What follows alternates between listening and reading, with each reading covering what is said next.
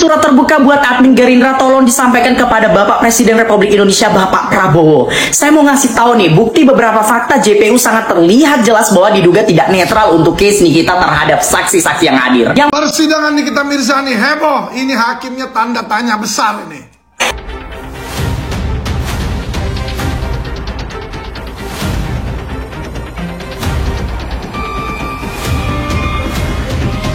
Sidang lanjutan kasus yang menyeret Nikita Mirzani kembali digelar di Pengadilan Negeri Jakarta Selatan.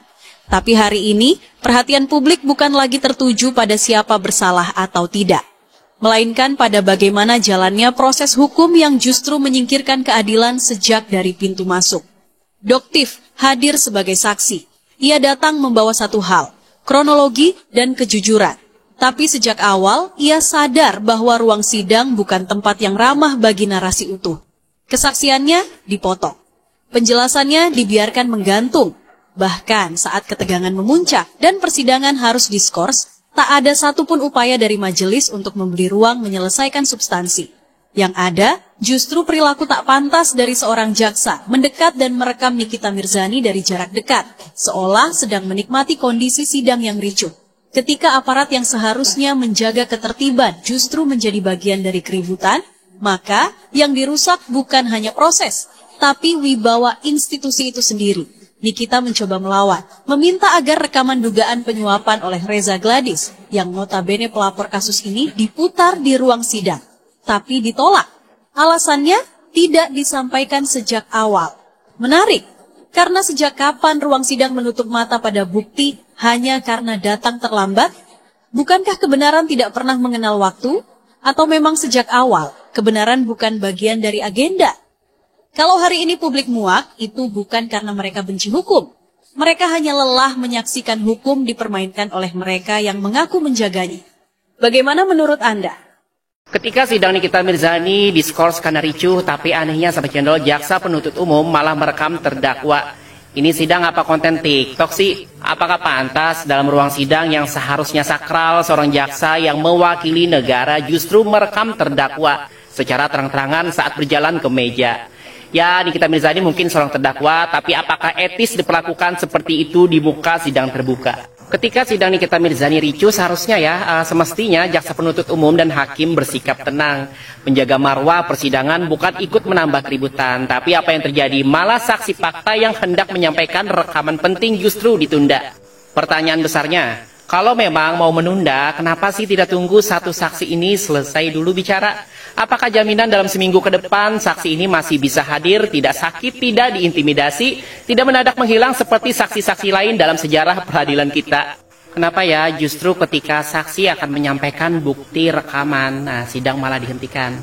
Apakah karena takut fakta sebenarnya terungkap? Sahabat Cendol, kalian yang mengikuti kasus Nikita Mirzani pasti ikut bertanya-tanya. Yuk ramaikan kolom komentar, apakah menurut kalian ini murni prosedur hukum atau ada yang sedang dimainkan di balik layar? Jangan lupa share dan follow akun Netizen Cendol untuk update realita hukum tanpa sensor dan tanpa bayaran siapapun. Ingat, bukan soal pro dan kontra Nikita Mirzani, ini soal keadilan yang harusnya adil untuk semua. Nikita Mirzani tukang bully, Nikita Mirzani tukang ribut, tukang rusuh. Tidak cuma hanya di media sosial, bahkan di ruang sidang kemarin pun juga Nikita Mirzani ngamuk dan ngumpat jaksa penuntut umum. Semua perilaku Nikita Mirzani saat sidang kemarin, mulai dari nada tinggi, marah, bahkan sampai umpatan ke jaksa penuntut umum, jelas tidak bisa dibenarkan secara etika atau secara hukum.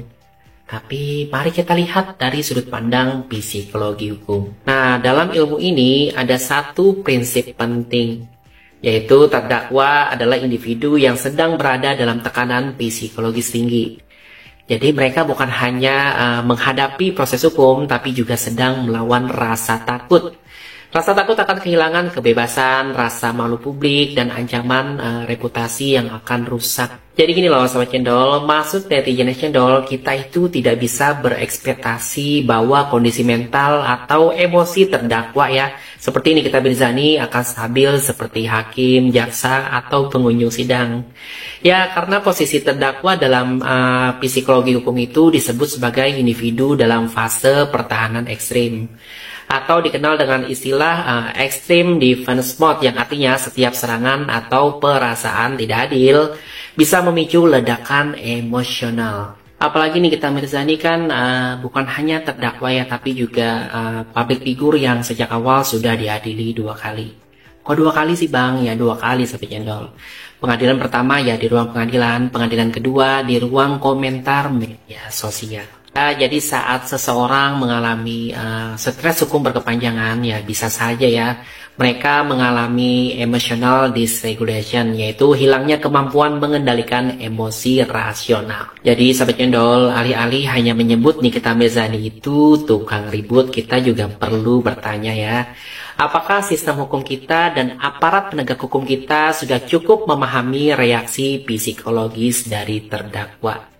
Apakah kita sudah cukup dewasa dalam melihat manusia bukan sebagai public figure semata, tapi sebagai makhluk emosional yang rapuh saat ditekan terus-menerus? Nah, kalau kalian sepakat bahwa hukum bukan cuma soal pasal, tapi juga soal kemanusiaan, follow dan bagikan akun ini. Kita akan terus bahas kasus hukum dari sisi psikologi, kemanusiaan, dan logika. Persidangan Nikita Mirzani heboh. Ini hakimnya tanda tanya besar ini.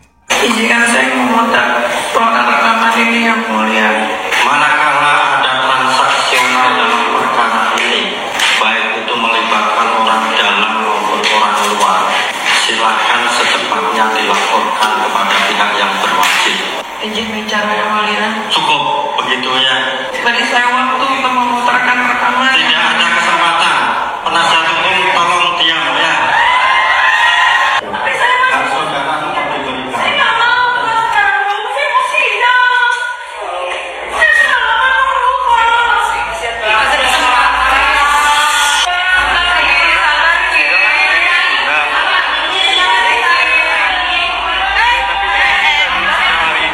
Hampir 10 tahun aku jadi pengacara. Baru kali ini aku lihat terdakwa ya sangat-sangat amat dibatasi, tidak diberikan ruang oleh pengadilan. Kenapa hakimnya nih? Tanda tanya besar ini. Masa Nikita Mirzani sebagai terdakwa dan pengacaranya hanya ingin menunjukkan rekaman untuk meyakinkan hakim, semata-mata hanya untuk meyakinkan hakim aja, kata hakimnya tidak ada kesempatan. Cukup. Pengacaranya diam.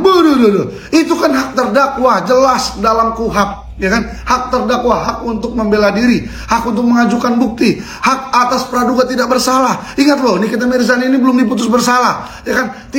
Belum diputus bersalah aja, semua ruang, semua haknya dibatasi. Ngeri kali.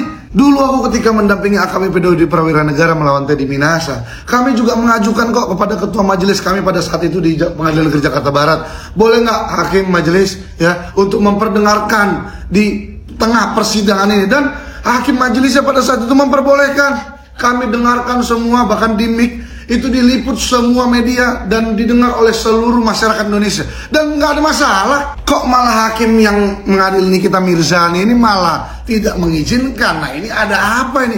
Apa jangan-jangan di rekaman itu ada suara sumbang? Makanya Pak Hakim takut. Tapi saranku kepada hakim yang mengadili perkara Nikita Mirzani, coba habis ini pulang ya kan, di rumah lagi santai, coba buka-buka tuh ya kan, perkara Ronald Tanur, bagaimana nasib hakimnya. coba dipelajari dulu itu. Surat terbuka buat admin Gerindra tolong disampaikan kepada Bapak Presiden Republik Indonesia Bapak Prabowo. Saya mau ngasih tahu nih, bukti beberapa fakta JPU sangat terlihat jelas bahwa diduga tidak netral untuk case Nikita terhadap saksi-saksi yang hadir. Yang pertama, JPU ini tuh terlalu berlebihan dalam mengekang Nikita Mirzani. Sudahlah, bukti soal pemakaian rompi kemarin itu bukanlah etika seorang JPU. Yang kedua, sejak kapan JPU juga adalah media? Ini adalah pertanyaan karena pada saat sidang 7 Agustus yang baru-baru terjadi tadi, terlihat jelas ada 2 JPU yang merekam di saat sidang diskors dan tepat pada pemakaian rumpi Nikita. Masih di ruang sidang loh, dan itu suasananya ricuh sehingga memicu pertanyaan, apakah maksud JPU melakukan perekaman itu? Apakah kepentingan narsistik atau memang JPU sekali lagi tidak adil, melainkan ingin menjulut emosi terdakwa? Sangat tidak patut dicontoh. Dan yang ketiga, sangat jelas JPU menunjukkan kebobrokannya pada saat bertanya pada saksi Dr. Samira, di mana belum cukup semenit omongan saksi selalu dipotong oleh JPU. Bagaimana bisa sidang menemui solusi rugi jika setiap kebenaran selalu berusaha dibongkar. So, kenapa sehingga video ini saya tujukan ke pemangku kebijakan yang lebih tinggi? Karena ini bukan soal Nikita Mirzani yang dengan huru-haranya, tapi ini soal hukum yang ternyata betul sedang mengalami ketimpangan, dan yang melakukan itu adalah orang-orang yang paham hukum itu sendiri.